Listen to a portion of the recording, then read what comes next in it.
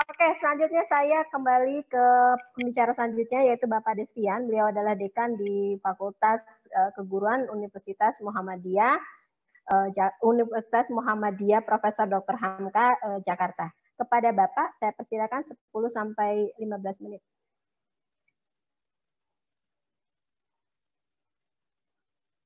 Terima kasih, Mbak Yuli. Assalamualaikum warahmatullahi wabarakatuh.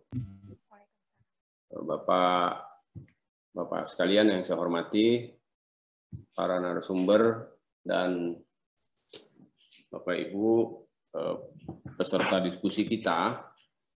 Pertama, tentu saja catatan dari yang telah disampaikan sebenarnya sudah selesai. Saya hanya melengkapi sedikit saja bahwa pembelajaran di Indonesia itu memasuki era daring seperti hari ini disebabkan karena keterpaksaan, karena kondisi yang terpaksa.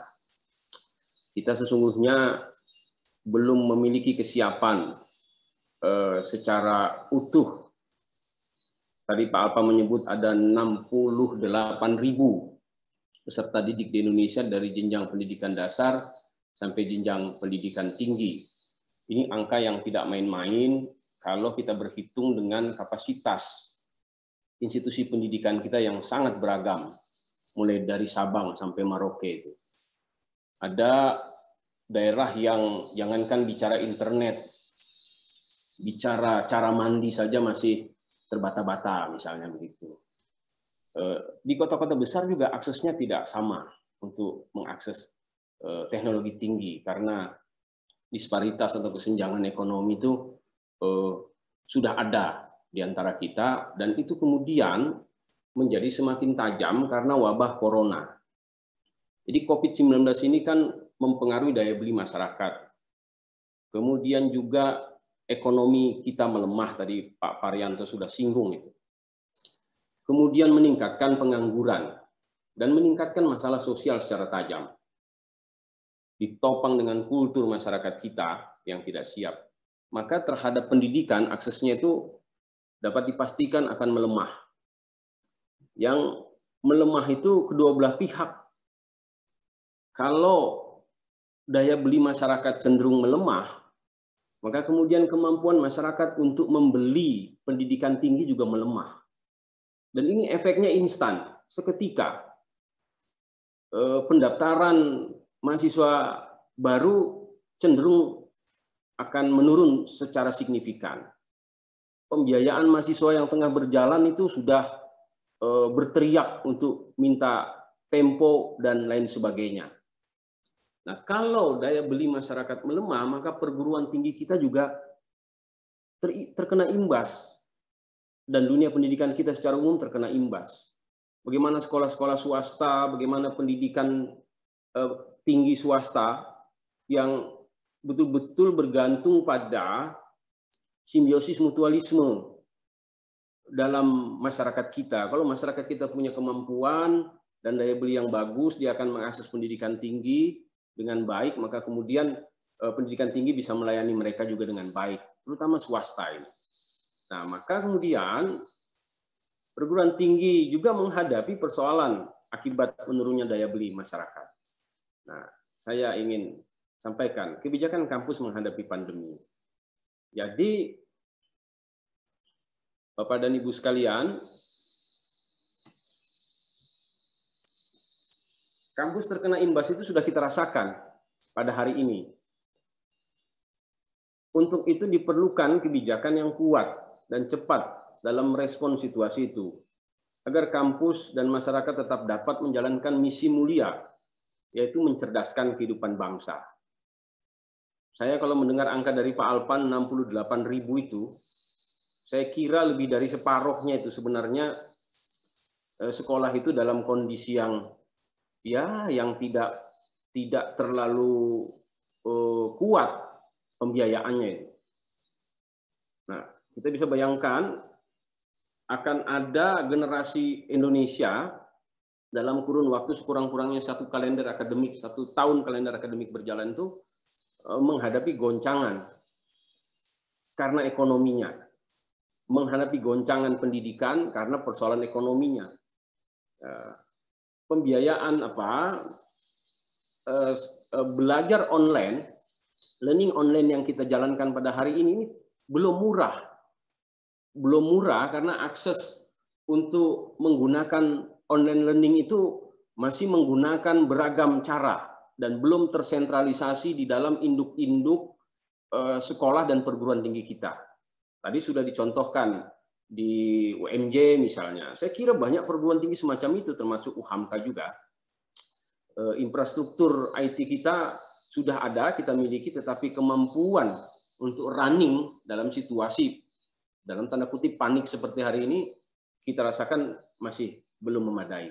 Jadi 68.000 itu separuhnya itu akan menghadapi problem yang serius.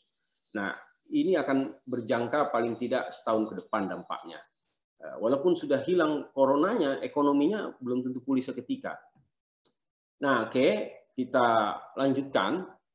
Lalu UHAMKA memberikan kebijakan yang bisa membantu mahasiswa dan masyarakat untuk tetap bisa mengakses pendidikan. Satu, penundaan pembayaran SPP dan SKS. Kita tunda, walaupun kita menunda juga tidak bisa lama. Kami menunda misalnya sampai menjelang UAS nanti. Ini kita lagi UTS ini, Pak Parianto. Udahlah UTS diloskan saja begitu. Nah, kira-kira begitu. Kemudian juga memberi bantuan kepada mahasiswa berupa pulsa atau kuota internet. Baik kepada dosen dan mahasiswa, agar kemudian pembelajaran online itu bisa berlangsung dengan memadai, dengan baiklah. Karena mereka menggunakan sarana-sarana yang bersifat komersil dan publik begitu ya. Ada yang menggunakan Zoom, ada yang menggunakan Webex, ada yang menggunakan Google pembelajaran Google itu dan seterusnya. Nah, lalu juga kita akan melayani mahasiswa wisuda melalui daring. Ini akan menekan pembiayaan mahasiswa secara signifikan manakala pandemi berlanjut. Karena analisisnya kan ada yang mengatakan pada bulan Juni tanggal 6 kita sudah bisa selesai pandeminya. Tapi dampak dari pandemi saya kira sampai September.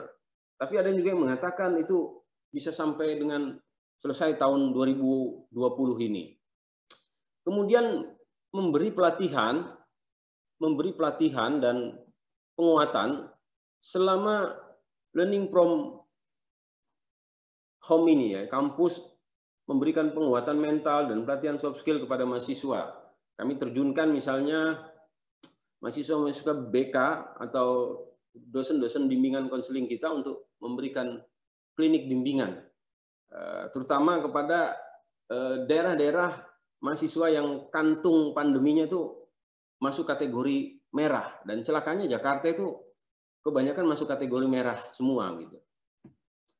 Nah, lalu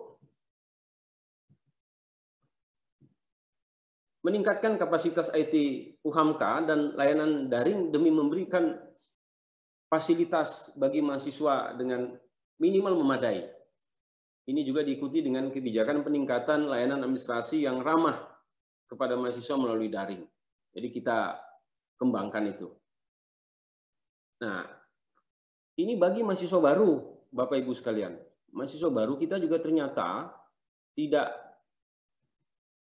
bisa aman juga dari situasi itu. Jadi kalau analisa-analisa yang berkembang pada hari ini, perguruan tinggi di Indonesia itu akan mengalami problem penerimaan mahasiswa barunya. Angka-angka yang konservatif menggambarkan jangan-jangan perguruan tinggi swasta itu rata-rata akan mengalami penurunan sekitar 50-40% mahasiswa baru atau 40-50%. Yang perguruan tinggi yang mapan memiliki sistem yang kokoh akan terkena imbas di angka 10-20% misalnya. Nah, itu kalau itu berlangsung, maka perguruan tinggi swasta itu banyak yang kolaps. Dipastikan banyak yang kolaps. Karena di Jakarta saja ada perguruan tinggi yang mahasiswanya itu berbayar per bulan. Jadi bukan per semester, per bulan. Jadi kalau pandemi ini 3 bulan, maka 3 bulan praksis dia tidak bisa berbayar misalnya. Nah, perguruan tinggi itu akan kesulitan sekali. Nah, ini yang kita lakukan, membebaskan biaya pendaftaran bagi mahasiswa baru UHAMK. Jadi yang mau daftar, udah biaya pendaftarannya kita hapus. Daftarnya lewat online misalnya begitu.